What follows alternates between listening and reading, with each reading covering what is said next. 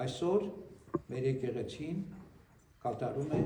Դավիթ Մարգարեի, Դավիթ Թագավորի և Հակոբոս Տյառն եղբայր Առաքյալի հիշատակը, տոնը։ Եվ այսօրվա տոնով սկսվում է տարեվերջյան տոների մի շարք, 4 տոներից բաղկացած մի շարք, որ կոչվում են ավագ տոներ, այսինքն մեծ տոներն են սրանք, սրբերին նվիրված մեծ տոներն են տարվա ավագ տոները, որ սկսում է այս երկուսի հիշատակով։ Եվ եկեղեցական հայրերն ասում են ինչու այս երկուսը միասին,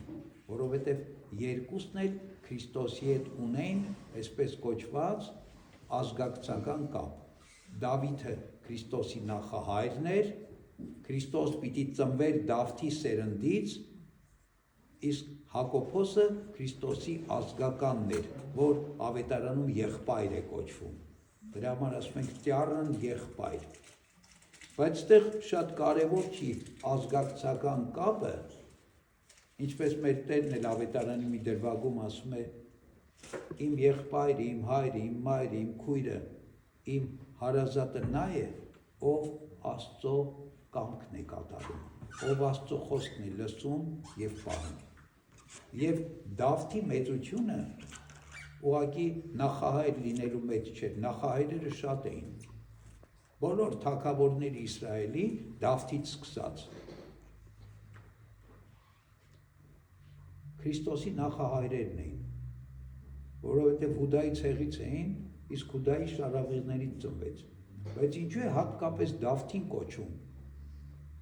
Դավթի որդի կոչում Քրիստոսին, որովհետև Դավիթը ուրիշ բանով էր մեծ, Դավիթը մեծ էր իր հավատքով։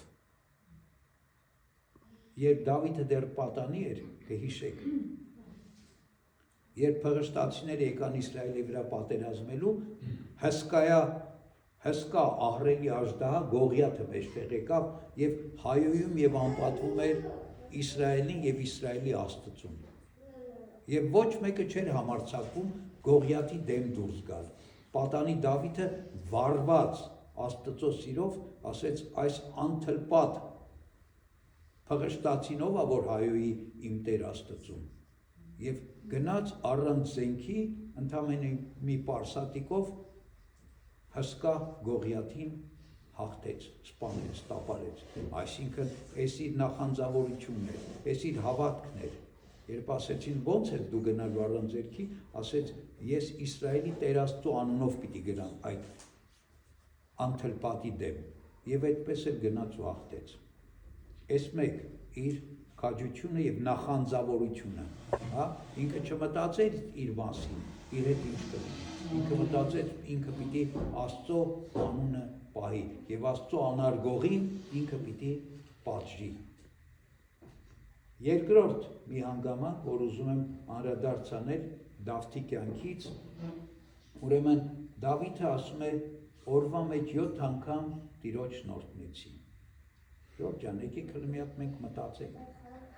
Մենք ոչ թագավոր ենք, ոչ էլ սովորական մարդիկ ենք, շատերս նույնիսկ չենք էլ աշխատում։ Մենք օրվա մեջ 7 անգամ աղոթք անում ենք։ Բայց թագավոր մարդը ո՞նց էր անում։ Ո՞նց էր այդքան ժամանակ գտնում։ Ես ես վերջերս խոսում եմ մեկի հետ, ասում եմ առավոտից իրիկուն զբաղված եմ։ Ժամանակ չկա։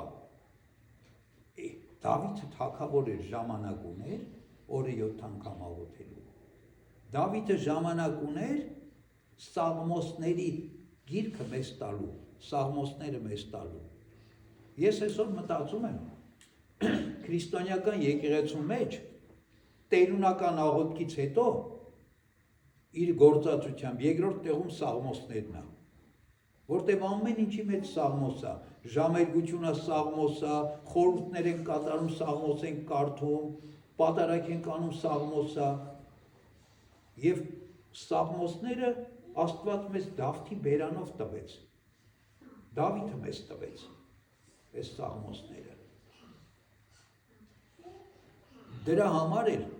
Աստված Դավիթին բարձրացրեց բոլոր թագավորներից Իսրայելի և միակ թագավորն է Իսրայելի, որ մտած է մեր եկեղեցու տոնացույցի մեջ։ ուրիշ իսրայելացի թագավոր չկա, թեև շատ հավատավոր եւ արժանավորներ են եղել, օրինակ Եզեկիա թագավորը, ասում են Դավթի պես էր ընթանում իր կյանքը, բայց միակը Դավիթն էր, որ մտավ մեր տոնացույցի մեջ, եւ Դավթի հետ միասին մենք տոնում ենք Հակոբոս Տյառն եղբոր տոնը, Հակոբոսը Քրիստոսի ազգականն էր, Շնորհք Պատրիարքն ասում է Կլեոֆպասի որդիներից էր, մոր անունը Մարիամ, եւ ավետարան հիշում է նաեւ ասում է Հակոբոսի մայր Մարիամը, այդ կանանց մեջ էր, յուղաբեր կանանց մեջ էր, Հակոբոսի մայր Մարիամը, ուրեմն Հակոբոսը նոր կտակարանի մեջ հիշատակվում է միայն որպես Քրիստոսի եղբայր, երբ հիշում է Քրիստոսի եղբայրներին, Հակոբոսին ուրիշ հիշատակություն չկա, եւ նույնիսկ կա, ասում է դեռ եղբայրներն էլ չէին հավատացել նրան, բայց Շնորհք Պատրիարքն ասում է Պողոս Առաքյալը արդեն հիշատակում է, որ Քրիստոս հարությունից հետո երևաց մի շարք անգամներ, երևաց Հակոբոսին, եւ ենթադրելի է, որ ասում է այս երևումը հարություն առած Քրիստոսի պատճառ եղավ Հակոբոսի դարձի, արդեն հոգեգալստի ժամանակ տեսնում ենք, որ Քրիստոսի եղբայրները առաքյալների հետ վերնատանն էին, որտեղ հիշում է այդ մասին Գործք Առաքելոցը եւ հոգեգալստյան Սուրբ Հոգու ընդունելության իրենք էլ արժանացան։ Եվ Հակոբոսը եղավ այն մարդը, Աստված այնքան իրան բարձրացեց, որ Հակոբոսը եղել է քրիստոնեական եկեղեցու առաջին հայրապետը ընդհանրապես, որտեղ Երուսաղեմի առաջին եպիսկոպոսը առաջին հայրապետն էր, իսկ իրենից առաջ Երուսաղեմից դուրս դեռ առաքելական ժամանակներում որևէ տեղ հայրապետ չի եղել, ուրեմն Հակոբոսը եղավ առաջին հայրապետը, ինչի համար, ասում է Հակոբոսը նախքան քրիստոնեական հավատքն ընդունելը ինքը շատ բարեպաշտ հրյա էր, շատ բարեպաշտ, հրեական բոլոր օրենքները պահող, հետևող բարեպաշտ մեկն էր եւ մեծ հարգանք էր վայելում հրյաների կողմից Հակոբոսը։ Հետաքրքիր վկայություն կա, ասում է Հակոբոսը այնքան էր սիրում ծնկել աղոթել, որ իր ծնկները ուռած էին ուխտի ծնկների պես, իր աղոթասիրության մասին է վկայում այս ամեն ինչ, ինչպես Դավիթն էր աղոթել սիրում, Հակոբոսն էլ աղոթել էր սիրում, դրա համար էլ թագավորների մեջ բարձրացրեց Դավթին առաքյալների մեջ, թեև Հակոբոսը 12 առաքյալների մեջ չէր, 72 աշակերտների մեջ էր, բայց Հակոբոսին այստեղից բարձրացրեց Աստված, դարձրեց Երուսաղեմի առաջին եպիսկոպոս, ինչպես հիշատակում է Գործք Առաքելոցի մեջ, սյուներից մեկն էր, 3 սյան անուն է տալիս Պետրոսի, Հովհաննեսի եւ նրանց հետ Հակոբոսի, եւ առաջին ժողով առաքելական, որ տեղի ունեցավ Երուսաղեմի մեջ, նախագահում էր Հակոբոսը, որովհետև վերջնական որոշումը վճիռը Հակոբոսը ընթերցեց ժողովի, հրապարակեց ժողով որոշումը։ Եվ հետաքրքիր է նաև իր հավատքի քաջությունը, իր նահատակությունը, ասում է Հակոբոսին հրյաները ստիպեցին, որ որպես հեղինակավոր մեկը, որին ժողովուրդը հարգում էր եւ այնքան հեղինակություն ուներ, որ իրեն կոչում էին Հակոբոս Արդար, այդ մականունն ուներ Արդար, փոքր էին կոչում նաեւ Արդար, փոքր, որովհետեւ մեծ Հակոբոսը, ուրեմն Զեբեդեոսի որդի Հակոբոս Առաքյալն էր, որը նահատակվեց, որի նահատակությունը հիշում է Գործք Առաքելոցը։ Այս Հակոբոսին կոչում էին Հակոբոս փոքր կամ Արդար, ուրեմն ստիպեցին հրյաները, որպեսզի բարձրանա տաճարի աշտարակի վրա եւ այնտեղից Քրիստոսի դեմ խոսի, ասի որ Քրիստոսն Աստված չէ։ Ասում է Հակոբոսը բարձրացավ տաճարի աշտարակի վրա եւ ասեց, որ ներողություն Քրիստոսը չէ, Հիսուսն Աստված չէ։ Բարձրացավ եւ այնտեղից ասեց Հիսուսը Մեսիան է, Քրիստոսը, Աստծո որդին։ Եվ պիտի գա աշխարհը արդարությամբ դատելու։ Եվ այս խոսքերի վրա հրյաները գազազեցին եւ ոմանք բարձրացան եւ տարտարի աշտարակից վայր ներեցին Հակոբոսին եւ սկսեցին քարկոծել եւ քարկոծողներից մեկը ասում է մեծ թափիչով փայտե գլուխը կոտրեց Հակոբոսի եւ այսպես նահատակվեց Հակոբոս Տիառն եղբայրը 62 թվականին եւ ասում է իր մարմինը բերեցին եւ իր տան իր պարտեզի մեջ թաղեցին որտեղ նախապես թաղել էին Զեբեդեալ Հակոբոս առաքյալի գլուխը, որ կտրել էր տվել Հերովդեսը, ասում է իրեն էլ բերեցին այնտեղ թաղեցին եւ երկու Հակոբոսների մասունքներ այնտեղ էին, որոնց տեղում հենց հետագայում ուրեմն բարձրացավ կամ հաստատվեց Երուսաղեմի Սրբոց Հակոբյանց մայրավանքը, Սուրբ Հակոբների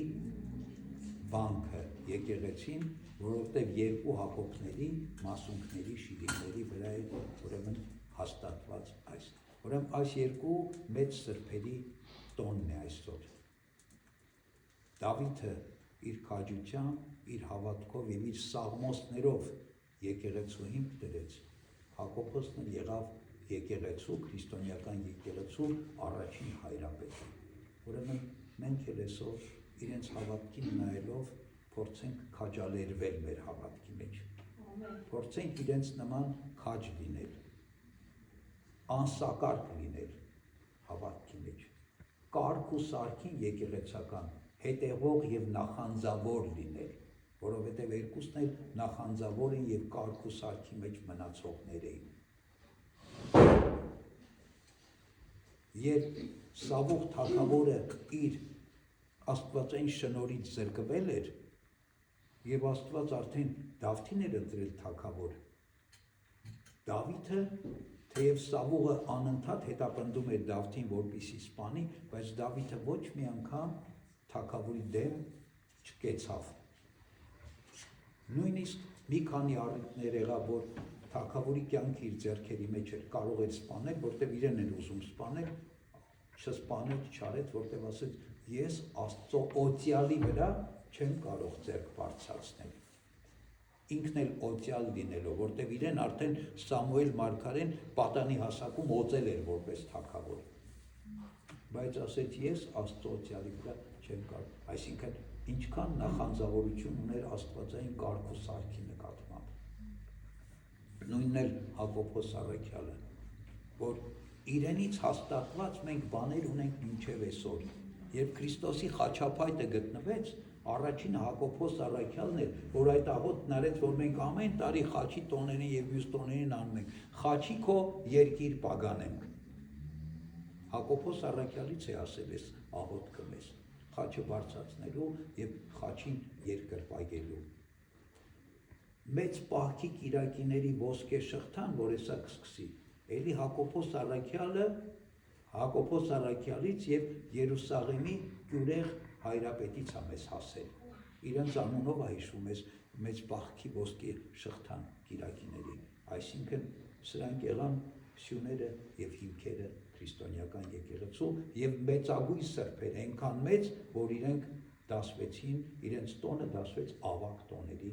դասում։ Թող այս սրբերը այս տարեմուտի օրերին բարեխոս լինեն մեզ համար։ Այս խառնակ օրերին, այս դժվար օրերին, այս եկեղեցու համար փորձություններով լի օրերին բարեխոս լինեն մեզ եւ իրենց աղոթքներով, իրենց բարեխոսությամբ եւ իրենց անցած ճանապարհով ոգևորեն մեզ, զորացնեն մեզ, որպեսզի մենք էլ կարողանանք այս փորձությունները Աստծո ողորմությամբ, Սուրբ Հոգու շնորհներով հաղթահարել։ Աստծո շնորհը, սերը, խաղաղությունը թող ամենքից հետ լինի, սրբերի բարեխոսությունն էլ մեր բոլորի, մեր ազգի, մեր եկեղեցու եւ մեր հավատավոր ժողովրդի հետ լինի։ Ամեն։